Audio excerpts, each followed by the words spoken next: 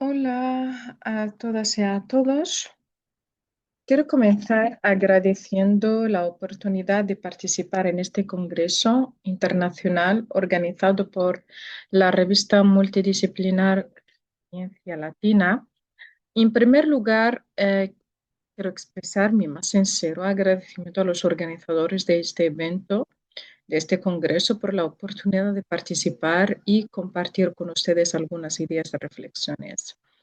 La ponencia que presentaré, pues comparto primero mi pantalla. La ponencia que presentaré se centra en la comparación entre Marruecos y Bolivia en torno al reconocimiento de las lenguas históricamente subordinadas, el tamazight en Marruecos y el quechua en Bolivia. Este análisis pretende situar el debate sobre política lingüística en un marco más amplio de reflexión sobre pluralismo cultural, justicia lingüística y procesos de descolonización. La pregunta que me guía es sencilla pero polémica. ¿Hasta qué punto el reconocimiento oficial de las lenguas indígenas constituye un paso real hacia la justicia cultural? ¿Acaso se limita a un gesto simbólico de legitimización política? El tema es pertinente porque el multiculturalismo no es solo un hecho lingüístico, sino también una cuestión de poder, de identidad y de ciudadanía. Reconocer o marginar una lengua tiene consecuencias directas sobre los derechos de quienes la hablan, sobre su visibilidad en la esfera pública y sobre la posibilidad de construir estados inclusivos. Sin alargar más, paso a los objetivos del trabajo y la metodología utilizada. Los objetivos de mi investigación son tres. En primer lugar, identificar los marcos jurídicos que reconocen el tamazight y el quechua, con especial atención a las constituciones y las leyes orgánicas. En segundo lugar, a analizar cómo el discurso estatal presenta y justifica la diversidad lingüística en cada caso y qué valores o ideologías están detrás de esas narrativas. En tercer lugar, explorar los desafíos de implementación práctica y las tensiones que persisten entre la retórica oficial y la vida cotidiana. Metodológicamente, el trabajo se inscribe en la sociolingüística crítica y en el análisis crítico de discurso, corrientes que permiten observar cómo los textos legales y políticos no solo describen realidades, sino que las producen, las legitiman y las naturalizan. He trabajado con un corpus compuesto por constituciones, leyes orgánicas, documentos de organismos estatales como el IRCAM, que es el Instituto Real de la Cultura Amazigh en Marruecos y el Viceministerio de Descolonización en Bolivia, así como discursos de líderes políticos. A esto se suma la revisión de la literatura académica reciente y artículos de prensa. Esta metodología responde a la necesidad de comprender la política lingüística como un conjunto de normas, un espacio de disputa ideológica donde se definen las fronteras de la nación, la identidad y la ciudadanía. El, Tras la independencia en 1956, Marruecos se lanzó a una política intensa de arabización que buscaba consolidar la identidad nacional sobre la base del árabe y del islam, como reacción a la dominación colonial francesa. El tamazight fue relegado al espacio familiar, mientras que el francés se mantuvo en la administración y la economía. A finales del siglo XX comenzaron a surgir movimientos culturales amazigh que reclamaban derechos lingüísticos. Un momento clave se produjo en el año 1994, cuando el difunto rey Hassan II autorizó por primera vez noticieros en tamazight en medios estatales. Más tarde, Mohammed VI adoptó medidas más decididas, entre ellas la creación en 2001 del Instituto Real de la Cultura Amazigh, que es el IRCAM, encargado de estandarizar la lengua, producir anuales escolares y formar docentes. En 2003 se introdujo la enseñanza del tamazight en primaria, aunque de forma limitada. El gran cambio se produjo con la Constitución de 2011, que en un contexto de protestas inspiradas en la primavera árabe redefinió la identidad nacional como plural. El texto reconoció al tamazight como lengua oficial del Estado junto al árabe y estableció que una ley orgánica regularía las modalidades de su uso. Esta ley tardó 8 años en llegar. La Ley Orgánica 2616, aprobada en el año 2019, regula el uso del tamazight en la administración, la educación, la justicia, los medios de comunicación y introdujo progresivamente el alfabeto chifinaj en documentos oficiales de cartelería pública. Hoy en día es frecuente ver inscripciones en tifinaj en edificios gubernamentales o incluso en billetes de banco. El discurso oficial presenta estos avances como un ejemplo de unidad y la diversidad. El tamazight no se concibe como patrimonio exclusivo de los amazigh, sino de toda la nación marroquí. Sin embargo, la implementación práctica avanza con lentitud. La enseñanza del tamazight en escuelas se enfrenta a la escasez de docentes formados y de manuales unificados. En la administración, el árabe y el francés siguen siendo las lenguas dominantes y el tamazight aparece más en los símbolos que en las prácticas cotidianas. En Bolivia, la transformación fue más radical. Durante siglos, las lenguas indígenas quedaron marginadas en un Estado republicano dominado por élites criollas hispanohablantes. El giro histórico se dio con la Constitución de 2009, que proclamó a Bolivia como Estado unitario social de derecho plurinacional comunitario. El artículo 5 estableció que son idiomas oficiales el castellano y todas las lenguas de las naciones y pueblos indígenas, originarios y campesinos. Un total de 36 lenguas, además del español. Entre ellas se incluyen el quechua, el aymara, el guaraní y otras de uso más minoritario. El texto constitucional impuso obligaciones concretas. El gobierno central y los gobiernos departamentales deben usar al menos 2 idiomas oficiales, siempre el castellano y otros según la realidad lingüística de la población.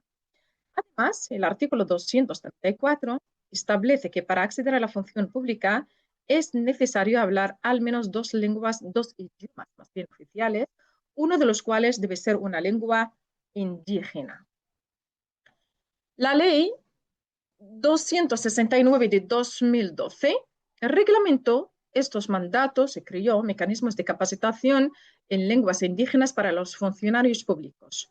En este contexto, el expresidente de Bolivia, Evo Morales, insistió en que incluso los embajadores debían hablar lenguas originarias porque la representación internacional debía reflejar la identidad plurinacional del país y no limitarse al uso de lenguas globales como el inglés o el francés.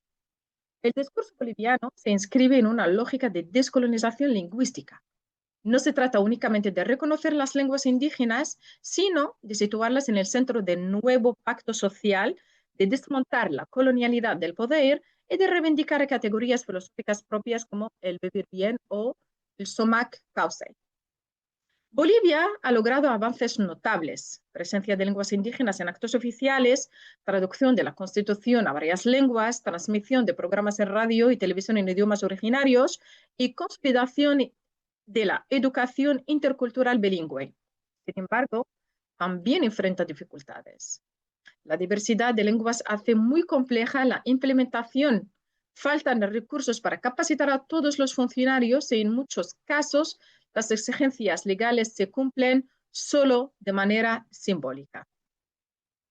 La comparación entre Marruecos y Bolivia permite observar tanto coincidencias estructurales como divergencias que derivan de sus trayectorias históricas en marcos políticos. En ambos países, el reconocimiento constitucional de lenguas indígenas no fue un gesto aislado, sino la respuesta a contextos de crisis de legitimidad y a demandas sociales acumuladas. En Marruecos, la reforma de 2011 y la oficialización del tamazight se dieron en medio de las presiones internas de la primavera árabe y de la necesidad de proyectar una imagen de modernización y apertura. En Bolivia, la Constitución de 2009 fue el resultado de un proceso constituyente impulsado por los movimientos indígenas que habían llegado al poder con Evo Morales, lo que convirtió a la lengua en una herramienta de refundación estatal. En ambos casos, por tanto, las lenguas o la lengua funciona como símbolo de inclusión, pero también como estrategia de legitimización política. Ahora bien, las diferencias en el modelo de Estado son profundas.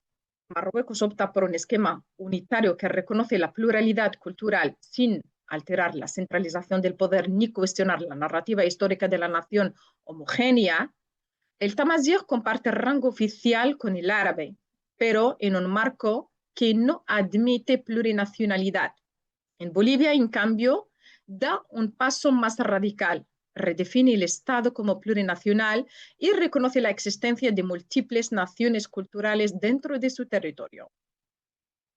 El reconocimiento del quechua y de otras 35 lenguas indígenas no es entonces solo una medida lingüística, sino la base de un nuevo pacto social que aspira a descolonizar la estructura del Estado y a transformar la relación entre pueblos originarios y poder político. Las narrativas oficiales de ambos países también muestran orientaciones diferentes. En Marruecos, el discurso se articula alrededor de nociones como armonía, cohesión, unidad y la diversidad. El Tamazight aparece integrado como un fondo histórico de la identidad nacional, lo que permite reconocer su valor sin poner en entredicho la continuidad del Estado unitario. En Bolivia, en contraste, el discurso estatal está fuertemente marcado por el léxico de la descolonización y la justicia histórica. Palabras como revolución cultural, naciones originarias o y vivir bien forman parte del lenguaje político, subrayando la idea de que el reconocimiento de las lenguas indígenas no es un gesto de integración dentro de lo existente, sino un instrumento para reconstruir la identidad estatal desde nuevas bases. Pese a estas diferencias, ambos países comparten un reto crucial, la brecha entre el reconocimiento legal y la implementación real. En Marruecos, el Tamazight se ha visibilizado en cartelería oficial, billetes de banco e en discursos solemnes, pero su uso en la administración pública y en la justicia sigue siendo escaso. En Bolivia, la Constitución y la ley exigen que los funcionarios dominen al menos dos lenguas, dos idiomas oficiales, pero en la práctica muchos continúan utilizando únicamente el castellano, lo que revela la dificultad de convertir las aspiraciones normativas en prácticas cotidianas. Este desfase responde en buena medida a la persistencia de jerarquías lingüísticas históricas. En Marruecos, la hegemonía del árabe clásico y del francés condiciona el lugar del tamazight, que aunque oficial se percibe todavía como lengua secundaria. En Bolivia, el peso simbólico y práctico del castellano sigue siendo abrumador frente a las lenguas indígenas, que a menudo quedan confinadas a ámbitos comunitarios y ceremoniales. El riesgo común es que el reconocimiento constitucional quede reducido a un simbolismo sin suficiente sustancia, donde las lenguas minoritarias aparecen en actos protocolares o en documentos oficiales, pero no logran transformar las dinámicas de poder estatal. En este sentido, la comparación revela un dilema compartido. La oficialidad de una lengua no garantiza automáticamente su vitalidad ni su presencia en los espacios de poder.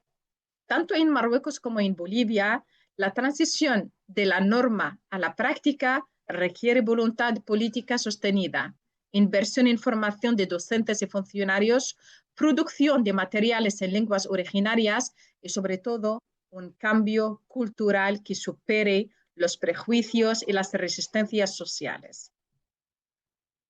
De este análisis se desprenden varias reflexiones. El reconocimiento constitucional de las lenguas indígenas es un paso fundamental, pero no garantiza por sí mismo su revitalización. El multilingüismo oficial se enfrenta a resistencias ideológicas, limitaciones institucionales y desigualdades estructurales. En Marruecos, el árabe y el francés continúan siendo lenguas dominantes en los espacios de poder y el Tamazight corre riesgo de quedar reducido a un símbolo. En Bolivia, a pesar de la ambición del proyecto plurinacional, el castellano conserva un prestigio estructural que dificulta la plena normalización de las lenguas indígenas. Los discursos estatales tienden a neutralizar la disidencia. En Marruecos, presentando al Tamazight como patrimonio de todos; en Bolivia, integrando a las naciones indígenas dentro de un marco estatal que sigue siendo centralista en muchos aspectos. Los estudios recientes confirman que el éxito de las políticas multilingües depende de la participación activa de las comunidades, de la formación de docentes, del codiseño de políticas con los hablantes y de una inversión sostenida en recursos materiales. No basta con proclamar derechos en papel. La justicia lingüística exige transformar instituciones, prácticas sociales y mentalidades. Marruecos y Bolivia muestran que el cambio hacia la dignificación de las lenguas originarias es posible, pero complejo. El primero opta por un bilingüismo siendo controlado en el marco unitario, el segundo por un multilingüismo ambicioso en un marco plurinacional. Ambos nos enseñan que la diversidad lingüística no es un lujo, sino una dimensión esencial de la democracia y de la inclusión social en el sur global. Finalmente, me gustaría agradecerles primero y decirles que si tienen alguna pregunta, no duden en escribirme por correo electrónico. Será un verdadero placer responderles y continuar el intercambio de ideas. Y muchas gracias.